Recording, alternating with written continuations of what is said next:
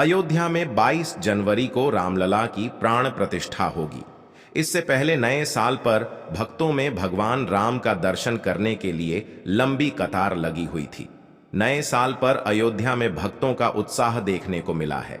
इसकी तस्वीरें श्री राम जन्मभूमि ट्रस्ट की ओर से शेयर की गई। देश के अन्य हिस्सों की तरह उत्तर प्रदेश में भगवान राम की नगरी अयोध्या में भी पूरे उत्साह और उल्लास के साथ नव वर्ष का पहला दिन मनाया गया।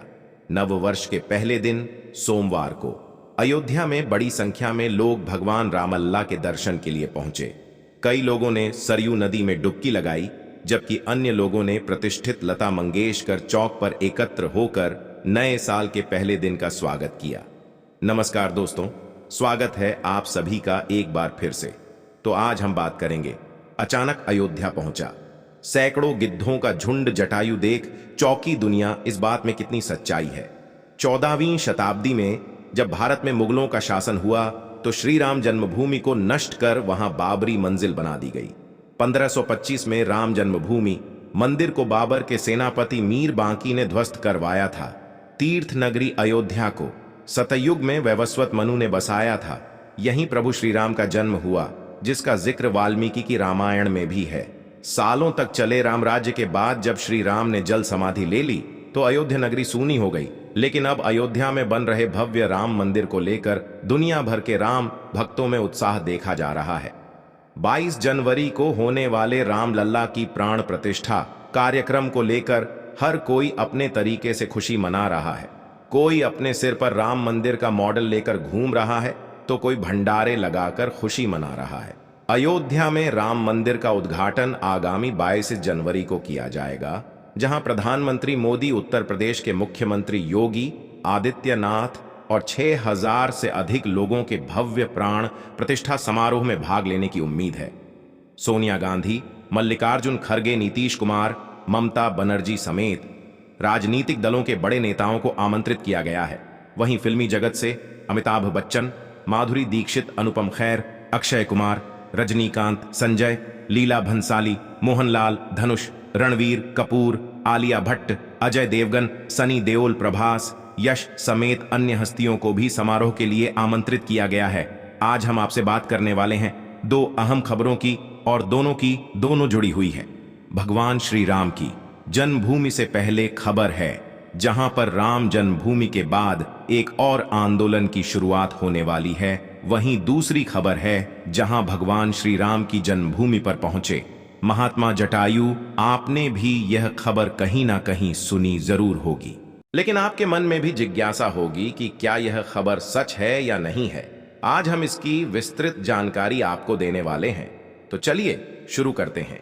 आज का वीडियो सबसे पहली खबर पर आते हैं, जो कि आई है वृंदावन से, जहां श्री राम जन्मभूमि के सवाल पर श्री केशव प्रसाद मौर्य ने कुछ ऐसा कह दिया जिसने भारत में रह रहे मुस्लिम मौलानाओं को परेशान करके रख दिया है।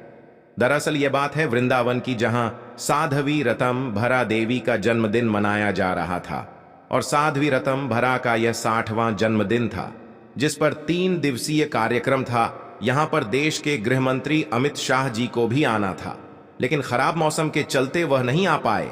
इसी बीच में केशव प्रसाद मौर्य जी से एक सवाल पूछा जाता है, जिसका जवाब वह ऐसा देते हैं कि भारत में एक हलचल शुरू हो जाती।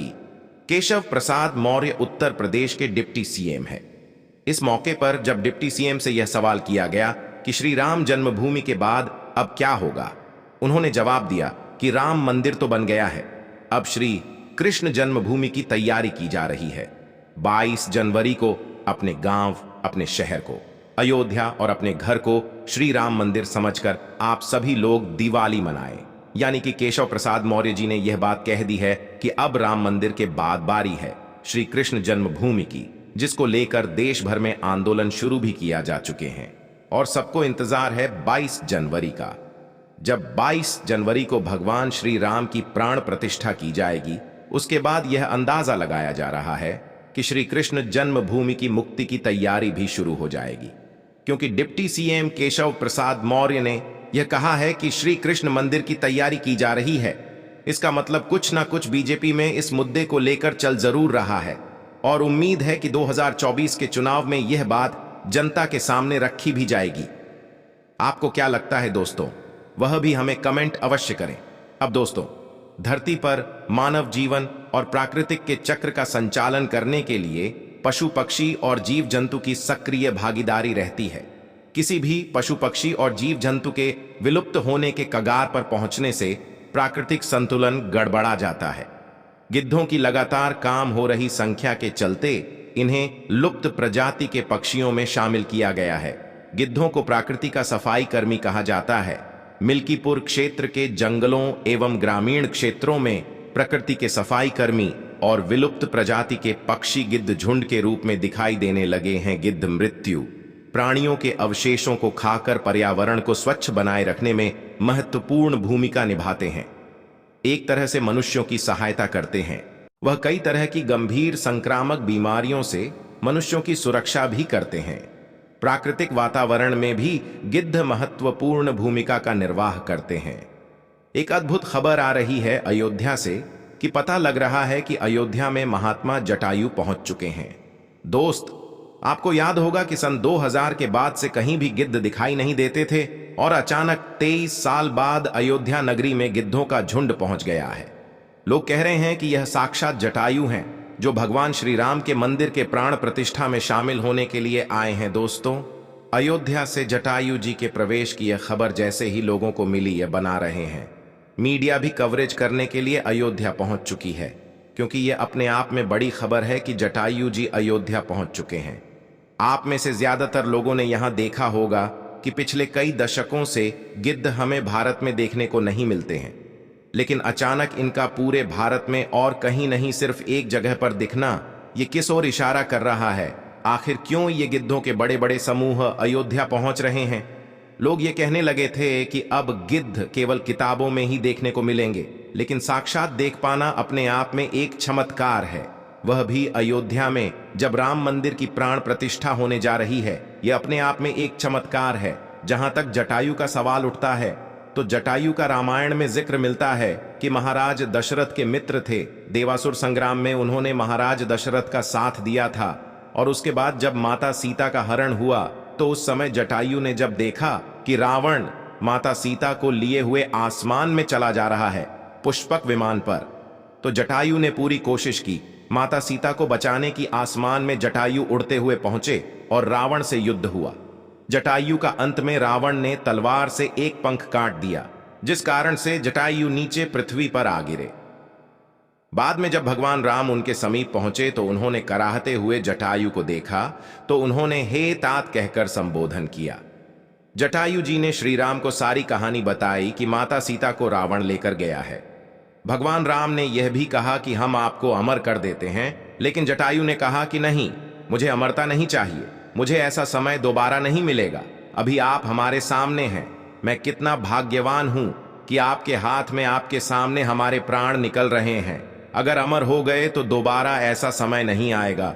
जब जटायु ने प्राण त्यागे, भगवान राम ने अपने पिता की तरह ही उनका अंतिम संस्कार किया था। तो आज लोगों को यह आश्चर्य हो रहा है कि जो गिद्ध लुप्त हो चुके थे, यहां तक कि सरकारी दस्तावेजों में दर्ज किया जा चुका था कि गिद्ध एक लुप्त प्रजाति है, लेकिन अचानक से 23 साल बाद अयोध्या में प्रकट होना जटायु का यह बहुत बड़ी बात है और किसी चमत्कार से काम नहीं है।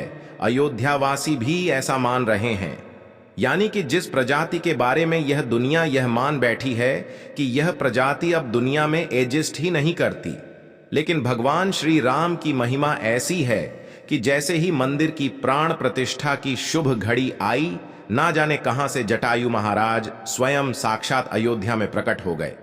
भगवान की महिमा अनंत है। उसको ये क्या सरकार, क्या दुनिया, क्या वैज्ञानिक, कोई नहीं जान सकता।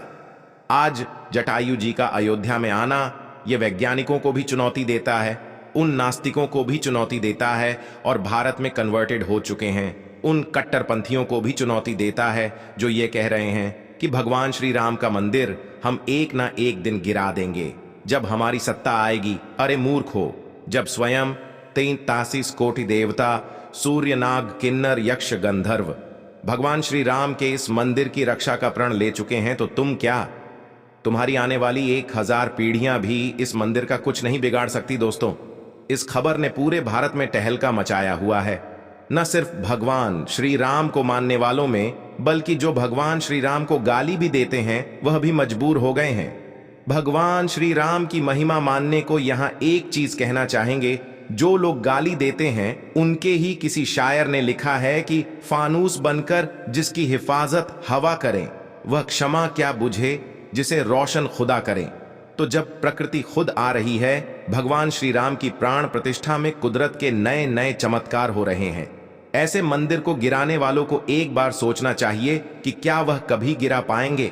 हमें तो लगता है कि बड़े से बड़े कट्टरपंथी जिस प्रकार से नष्ट हो गए, उसी प्रकार से एक दिन वह भी नष्ट हो जाएंगे। तो दोस्तों, यह थी आज की वीडियो जिसमें हमने आपको बताई 2 खबरें। पहले डिप्टी सीएम केशव प्रसाद मौर्य ने क्या कहा, और दूसरी खबर जिसने वैज्ञानिकों, सरकार और नास्तिकों सबको हिलाकर रखा है, जो कि आई है अयोध्या से। तो दोस्तों, आपको हमारी आज की वीडियो कैसी लगी और आपका क्या कहना है, इस जानकारी के बारे में अपनी राय नीचे कमेंट सेक्शन में जरूर दीजिएगा। इसी के साथ वीडियो को लाइक करें, शेयर करें और चैनल शास्त्र गुरु वॉइस को सब्सक्राइब करें। आप सभी का धन्यवाद।